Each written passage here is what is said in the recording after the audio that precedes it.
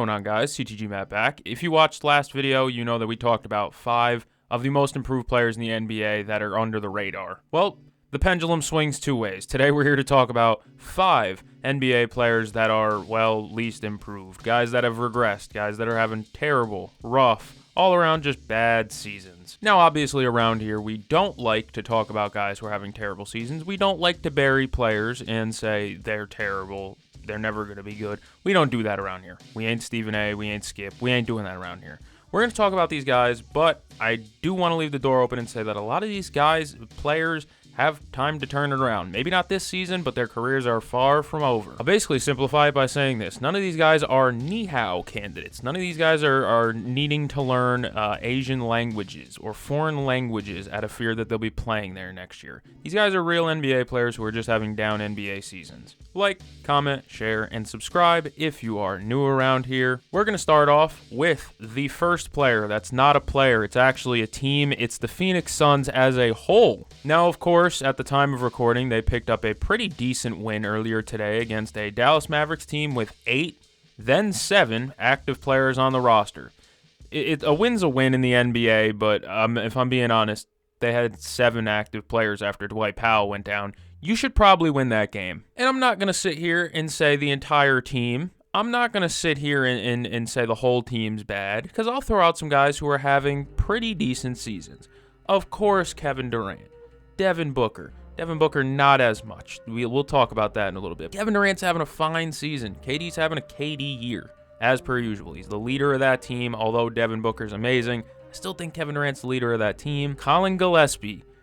I'm going to be honest, I didn't think he'd even make the NBA after college, much less get playing time, much less be good in his playing time. He won them like 2 games, or at least, well, got them close to winning 2 games. He's helped a lot, man, in these last few games. Colin Gillespie's been a much-needed revelation for this team. Ryan Dunn. Ryan Dunn is the backbone of the entire Suns defense. If he is not there, they will allow 150 points like they did with Denver. Now we can talk about the others. Tyus Jones provides almost nothing, if I'm being honest. They don't allow him to be a point guard as much as I want him to. Sure, his assist-to-turnover ratio is still fine. However, his assist numbers are down because Kevin Durant and Devin Booker have the ball. But he also doesn't defend well, like at all. He's not much of a creator for himself. And sometimes when they need him to run a bench unit, it gets a little bit hard because his tendency is to be pass first. They've melted some leads with Tyus Jones in the game. I'm not saying I expected an all-star year from Tyus, but I definitely expected better than what we've gotten. Devin Booker, I'll get on him for a little bit. He's not being aggressive enough to me. I like that he's averaging 6 to almost 7 assists a night. That's cool. But if I'm being honest, I'd rather him not. I'd rather him not. I want Devin Booker to be hunting his shot. I want Devin Booker to be Devin Booker, not playmaker D-Book. Go be Devin Booker. I know they're not going to win every game just by playing hero ball, KD, and Book. They probably won't win many games that way. However, they're not winning many games like this. So what do you want to do? They're inching closer to the play-in. I'll give them that. They're still under 500, I believe. But they're getting better. They're playing more Hood Classics. Bradley Beal definitely exists. He can knock down his open threes when he's there. His defense still isn't very good. I don't know. As a whole, he just doesn't fit on this team, and that was the case last season. And it's the consent meme. The Suns consent to a trade. The other team they're trying to trade Bradley Beal consents to the trade. But instead of God, it is Bradley Beal saying, I do not consent to this trade. He doesn't fit, and we all know that. It's not a secret. So to see them, well, him specifically, still struggling in his minutes, it makes sense. They have no interior presence. Like, Mason Plumlee has been a revelation for them at the center spot. But even then, centers are still having career nights against this Suns team on a nightly basis. I mean, I think Misi had a 20-point game, 24-point game. Zubats almost had 40. Jokic had 30, 20, and 20. DeAndre Ayton gave them back-to-back master classes. Centers specifically are just having their way down low with these Suns big men. Mason Plumlee, while, like I said, he's been a revelation offensively. Defensively, he doesn't deter people at the rim. He's a solid rebounder, right up until you need him to get that one when Michael Porter Jr. ripped it away from him. Nick Richards, in my opinion, was damn near a nothing burger of an addition. I don't see any type of like rim presence. I don't see defense. I mean, at one point, this team looked at Bol as their savior at the center spot, and he still is playing big minutes. Bol has been a big contributor on the Suns team, and I'm not trashing Bol, but if I'm being honest, do you trust Bol, Mason Plumlee, Nick Richards center rotation down the stretch of a season where they're trying to make a finals run? Right now, they're more focused on a playoff push. However, the bigger picture when you have the three big contracts of Durant, Booker, Beal, the main thing is you gotta win big. They got punked in the first round last year, and the supporting cast got almost no better. Josh Okogie was a positive piece who's now gone. Grayson Allen is a positive offensive piece when he can score. Because when he's not scoring, it's almost like the Peyton Pritchard effect. If he's not scoring, he provides nothing. Defensively, Grayson Allen is not very good. Teams see Grayson Allen and Tyus Jones in isolation, licking fingers, guys. Because I'm going to be honest, if you can get past whatever defender's out on the perimeter with the Phoenix Suns, you're going to be able to finish at the rim because Richards and Plumlee aren't doing it at the rim. Even the games they win are in dramatic fashion. Najee Marshall damn near just had a triple-double earlier today. That game they won against the Clippers, it was an impressive comeback where Devin Booker tried his best to give the Clippers that game by missing 2 free throws at the end of that game. They still don't generate a ton of rim pressure. It's a very jump shot reliant team. It's working out kind of right now. They're trending upward, but they're still not very good. I think they deserved me dunking on them like this. Me kind of not disrespecting them, but me talking kind of down on them. They allowed 24 points in an overtime period. That is a 5-minute quarter, and they allowed 24 points. 2-4. That's a lot in 5 minutes. Straight up egregious. No defense. Offense is like middle of the pack. They're a mid-shooting team. Like I said, man, their center core, they're running double big lineups with Bol, Nick Richards, Bol, Plumlee. And, well, like I said, Plumlee's been absolutely needed, and he's helped them win games. Mason Plumlee isn't stopping opposing centers. Opposing centers are actually having their way pretty frequently against this Phoenix Suns team. We can move on to talk about another player. This one's actually a player this time, so let's move off Phoenix. Number 2 on this list is Devin Vassell from the San Antonio Spurs.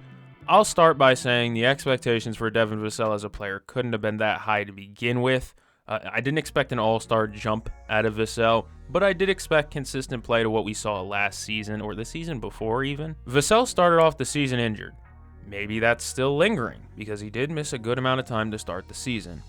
But if he's hurt and it's affecting his play at this point in the season, with Wemby down and the playoff push essentially looking more and more lost every day, it's at the point where if he's still hurting from that injury, you might as well sit out. Vassell is at 46 games played, where he's averaging 15.7 points, 3 assists, 4 rebounds on these splits are something else. 43 from the field, 35 from 3, and 77 from the free throw line.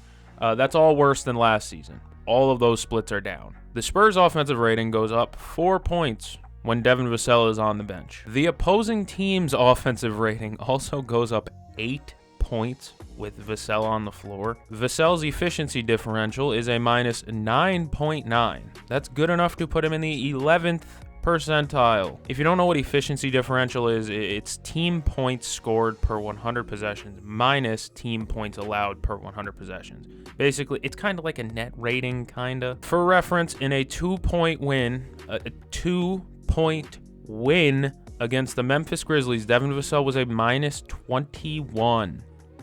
Minus 21 in a win. Compare seasons to last year would kind of be unfair because Victor missed a lot of games last year. It was a different team all around. They didn't have Stephon Castle. They didn't have De'Aaron Fox or Chris Paul. Obviously, that's fair. But Vassell last season, just for comparison, averaged 19.5 points, 4 assists, 4 rebounds, shot 47, 37, 80 splits. So everything was up. His scoring was up. His assists were up. His rebounding was up. not enough for me to really care in the rebounding category. 3.7 to 3.8 doesn't matter. It just feels like offensively, Vassell struggled to find his rhythm, any real rhythm, to be honest with you. And I think it's because of a season like last year, where Vassell was allowed to kind of work off the dribble more. Sorry, I'm turning my brightness up. He was allowed to work off the dribble more. He was allowed to be kind of that guy in the offense, be the go-to scorer. Now he's moved back quite a bit, actually. He's moved back for Wemby. Well, obviously he's down now. He moved back for Fox.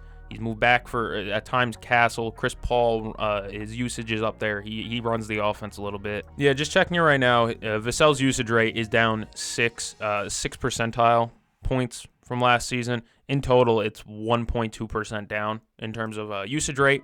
And then we can look at shooting-wise. In the mid-range, he's actually doing pretty well. The three-point shot is where he's struggled. He's below average at non-corner threes and all of three-point range, which has dragged his effective field goal percentage down to about 52%, which is in the 40th percentile.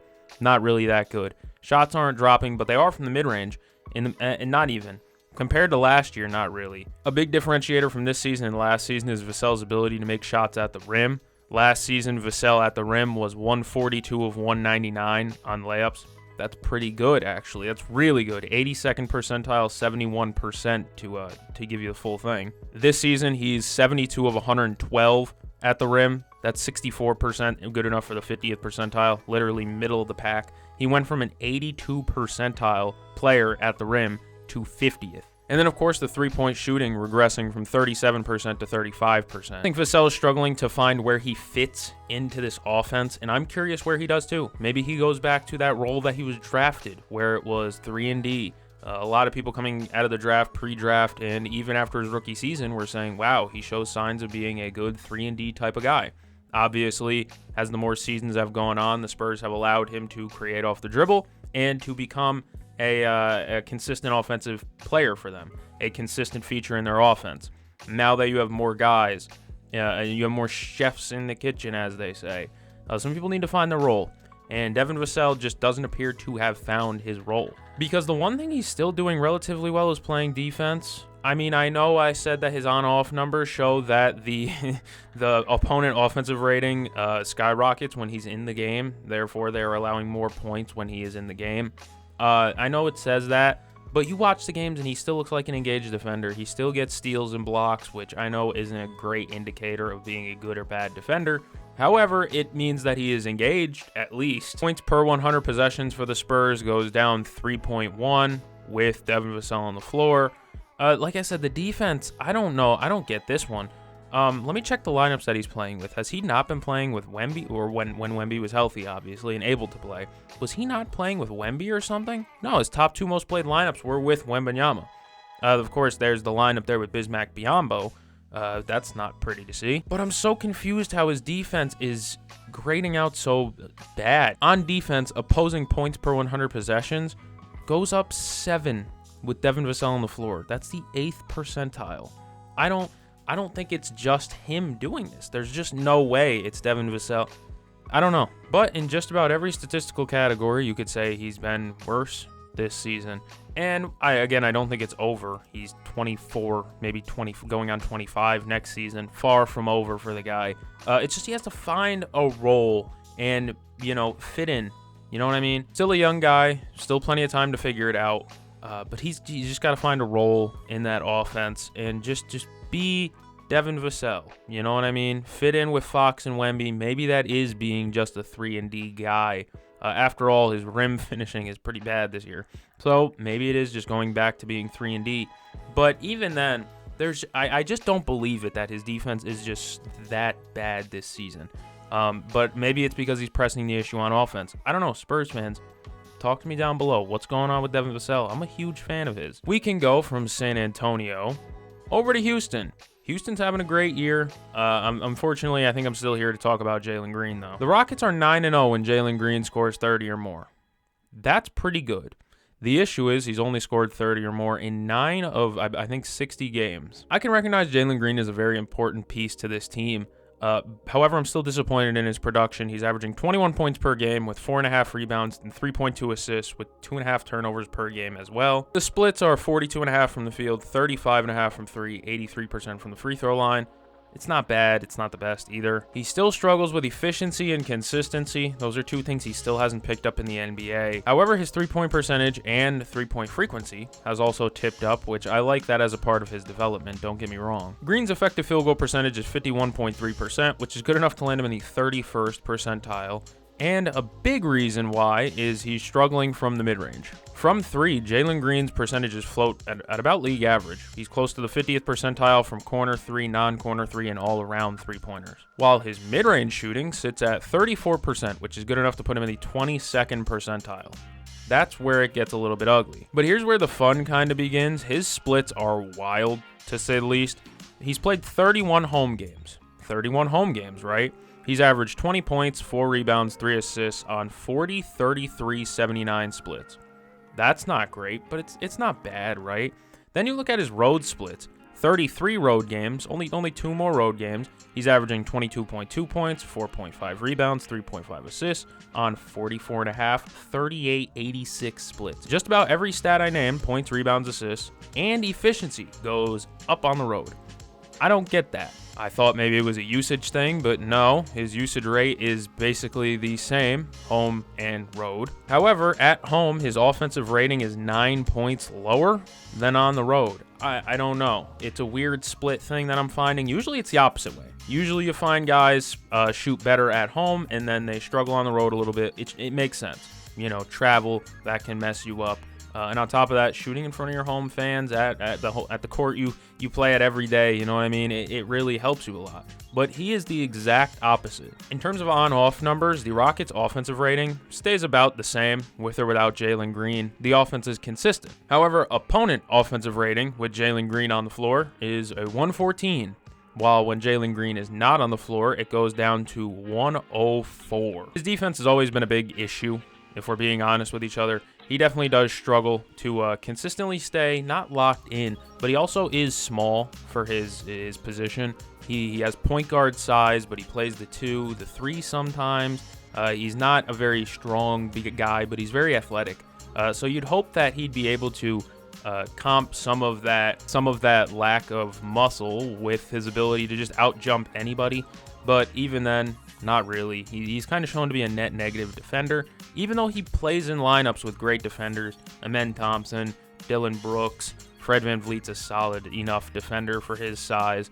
And then, of course, Tari Eason, Jayshawn Tate even. Jalen Green is still needed on the Houston Rockets. So, again, this isn't the guy I'm gonna fry and kill for, performing maybe not up to my expectations, because he's still needed, in my opinion. They need a guy who's going to take tough shots. If I'm being honest, without a guy like Jalen Green, you might be relying on like Tari and Dylan Brooks taking pull-up mid-range off the dribble. You need a guy who can go out there and at least get an open look. He might not make it. Jalen Green may not make the open look, but he can get the open look. We all know that. Jalen Green in space can get an open look. He has so many moves that he can tie together and get a decent look out of it. It's just about the shot falling, and he just hasn't gotten that efficiency yet. He struggled to consistently get his shots to land. To me, Jalen Green kind of falls under the necessary evil for this team. Evil's a stretch, but it's the phrase. I'm not actually calling him evil. What I'm saying is that they need a guy who can take tough shots, and Jalen Green is a guy who can get a good look off a grenade. A pass comes to him with 4 seconds left on the shot clock. He can get a better look than Tari Eason can in that situation. However, it's Jalen Green. He can get the open look, but it might not fall. But when he's cooking, like I said, 9-0 when he scores 30 or more. You can't argue with that. It might be petty saying I want him to be more efficient. It might not be. Houston Rockets fans, I'm sure you'd want him to be more efficient as well. And I like the steps forward he's taken as a three-point shooter. He's gotten more efficient from the three-point line than he has in his career before, and that's what I like to see.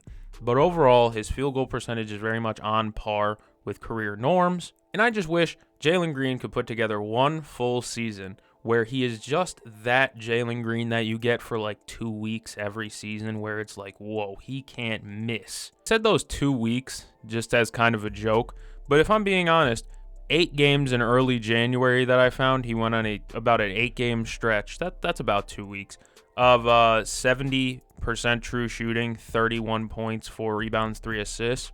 And then the other games he has not been as efficient or as good scoring-wise. But again, they need him. There's a lot of guys on this team can only take 2 to 3 dribbles before they pass the ball. He's there to get opportunities for everybody else. I just wish he could be efficient. Getting better passing, overall the assist numbers and the turnovers are still too high for those assist numbers. But again, if he could just be an efficient passer, an efficient shooter maybe, pick one or the other, and then he becomes such a better player. But right now, he's just a necessary evil because he takes all the tough shots that they need him. We're staying in the South. We're moving out of Texas, though. We're going to Miami. We're talking about the obvious one, Terry Rozier. Yeah, we're talking about Terry Rozier. He's been pretty bad this year, as we all know. This is an easy one, a layup of sort. But if my name was Terry Rozier, I'd miss the layup. Ever since Scary Terry landed in Miami, things have just kind of felt off, if I'm being honest. Obviously, Charlotte, he was the guy for a little while, and that wasn't a good situation for the Hornets. But coming to Miami, I thought, hey, man, he's coming over. He's bringing a good energy. They need a little bit of scoring punch, and it just hasn't been ideal for either party. Last season didn't feel that bad. Again, Heat fans in the comments, correct me if I'm wrong. Last season did not feel that bad for Terry Rozier. Like, this season has been the bottom falling out and then the bottom of the bottom falling out. He is in a black hole right now. Terry Rozier is currently averaging 11.7 points per game. That is the lowest for Terry Rozier in a season since 2018-2019, when he was a Celtic with Kyrie Irving and Gordon Hayward and Jason Tatum and Jaylen Brown. That team was stacked. He's averaging 11.7 right now on a team led by Bam, Hero, Khalil Ware, and freaking Pele Larson, for Christ's sake. Also, in the 18-19 season, Rozier was averaging 5 less minutes per game and averaging basically the same amount of points per game. So, yeah, it's been really bad, to say the least. A car wreck, a train wreck, whatever you want to say. 30% from 3 is Terry Rozier's lowest mark since his rookie season, about a decade ago, which feels wild to say that Terry Rozier has been in the league a decade. I remember watching him at Louisville. This is not right. I think the issue with Terry Rozier is he needs to be a reserve. He cannot keep starting. I don't think he is anymore. I pray to God he's not. I haven't seen him start in a Heat game in a little while, but I haven't truly been watching enough, to be honest. Sorry, Heat fans. I don't tune in to watch Khalil Ware right now. I try to watch as many games as possible, but I like watching competitive games. Although I did watch their game against the Bulls the other night. That was a pretty good game. Simply put, Rozier is just not a starter on a team that wants to win. He needs volume. He needs shot attempts to be effective. And if your team is competitive and looking to make like a finals run, chances are you're not going to be giving Terry Rozier 17 shots a night. Terry Rozier's splits as a starter versus a reserve show this. 23 games as a starter, Rozier is averaging 12, 4, and 3 on 37, 24, 93 splits. 93 splits almost cleans up the fact. No, it doesn't. 37 from the field, 24 from 3 is diabolical. 32 games as a reserve, he's averaging 11.5 points, 4 rebounds, 2.5 assists on 43, 37, 82 splits. 43, that's 6% better from the field. 37% is 13% better from 3. And then obviously the free throw percentage goes down, but 82 is still fine. Rozier's offensive rating as an individual jumps up 17 whole points when he moves to the bench. Terry in starts averages 31 minutes and 25 minutes when he's off the bench, which means he only averages half a point more in 6 more minutes as a starter compared to his time on the bench. I think Terry Rozier could still be a bench spark type of player. Maybe not in Miami because this has not worked out at all. But he still does have $26.5 million on the books for next season. I think it's partially guaranteed, though, so maybe a team takes a chance. I don't know. Maybe they just release him and just, kind of do a buyout. I don't know. Going to be a real tough choice for the Heat going into next season. However, Terry Rozier just cannot be on this roster anymore. He doesn't fit the timeline. They're trying to get younger. Ideally, they get younger, and Terry Rozier is obviously over 30. And on top of that, he's been an absolute void for this team. I'm not sure where Terry Rozier could end up next. I don't want to speculate that. But honestly, ever since he's gotten to Miami, the things have gone so far downhill for his career. We're at the point where I'm kind of advocating for him to just not be there anymore. I actually completely forgot, but the other day they did have a game where they decided to roll out Terry Rozier for 40 minutes, including, I believe he played the entire fourth quarter. That is an all-time tanking move by Eric Spoelstra. That's the only way I can describe it. That is a tank-first, tank-ready move by Spo. That's a veteran coach right there. He knows he wants to lose the game, so he's playing Terry big minutes. But then that guy has the same audacity to go out there and try and tell us that he doesn't want Terry to be the target or a target. Brother, you played him the entire fourth quarter in 40 minutes where he did nothing but disrupt the offense the entire night. Pele Larson could have played that role, and he'd have played better defense. Sure, the offense would have been similar because neither one is doing anything on the offensive end. But Pele is not disrupting the offense, and he's also able to at least try to defend, unlike Terry. Now, I will say, in recent events, Terry Rozier, I believe, deactivated his Instagram because he was getting avidly trolled and hated on by Miami Heat fans. And I'm not saying I don't condone this. I say that, you know, leave the guy alone. Once he's off the court, he's a guy, not you know what I mean? You have to separate it. But he's been so terrible this season. It's hard to not push blame on somebody. This whole Heat season's been a rough one. But don't do that. Don't be a weirdo messaging NBA players, stuff like that. That's weird. Don't be weird. We don't do that. Just do what everyone else does. Criticize him on Twitter and move on. All right? That's enough Terry Rozier talk. Let him be a human. Of course, he has been awful on the court for the Miami Heat as a whole. Like, I think his Miami Heat tenure has been rather bad and forgettable. But that doesn't mean to harass him off the court. Be normal, guys. Come on. 5 on this list, I have a former Syracuse Orange. He's in the family of NBA royalty, I guess. They're one of the biggest NBA families. There's Jarian. Not Jemai. I forget what his other name is. He has a brother. He has Jarian, who went to Notre Dame. He has Uncle Horace, and then his dad was... Shit, I can't remember his dad's name. It's Jeremy Grant. Overall, this season's been a net win for the Portland Trailblazers. Scoot Henderson's kind of taking a leap the last, I believe, like 20, I'd say month, honestly. Just total month. It's like 20-something games. He's taking a step. You know, Shaedon Sharpe has become a feature scorer, a very good scorer on this team. He's taken a step as a perimeter scorer. And then Donovan Clingan has been a very good rookie for them. Although he doesn't play a ton of minutes, he protects the rim very well. He rebounds well. He's a good paint defender. Donovan Clingan's been very good for them. I like what I've seen out of him. Then there's Jeremy Grant. All right. While I loved me some Jeremy Grant at Syracuse. There's not many Syracuse hoopers in the league no more, so...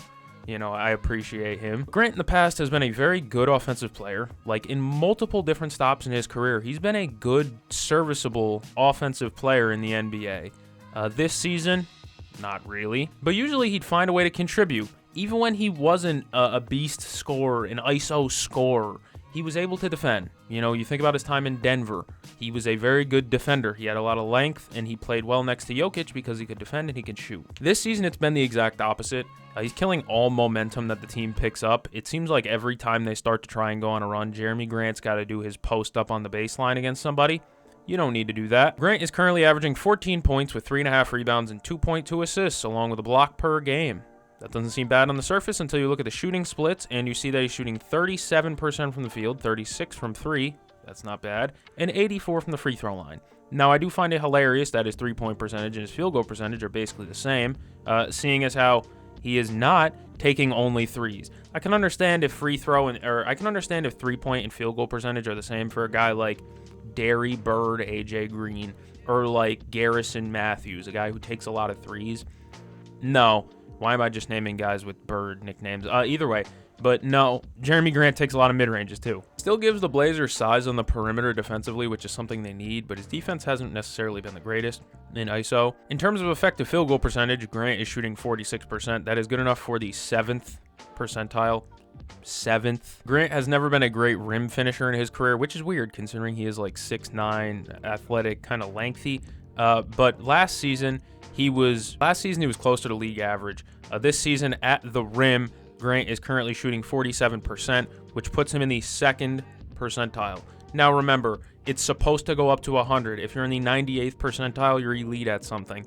The 2nd means you're the opposite of elite. You can pick whatever word you want right there to describe it. Now, I will admit part of the issue is this team's spacing. The Blazers can't shoot. They're just a very bad shooting team. As a matter of fact, they're the 5th worst three-point shooting team in the NBA. So obviously, he doesn't get a ton of open looks. When he does try and post up or when he does try and get to his mid-range shot, oftentimes it's met with 2 defenders in the paint because you don't have to respect shooters on their team. However, the shot's still got to fall. You know, at some point, the shot has to go up and the shot has to go in. From 3, he's still been respectable. The mid-range has been not working as well. Obviously, the rim finishing, like I said, 2nd percentile is a little bit outrageous for a guy who's like 6'9". He's lengthy. He has long arms. He can jump, and he's tall. How are you not finishing at the rim? I honestly think the team might just be working better if they just decided to move Grant into a 3-and-D piece like he was before. Jeremy Grant's a good guy, and he seems to really like Portland and like playing, you know, around that area, Rip City. He likes being there.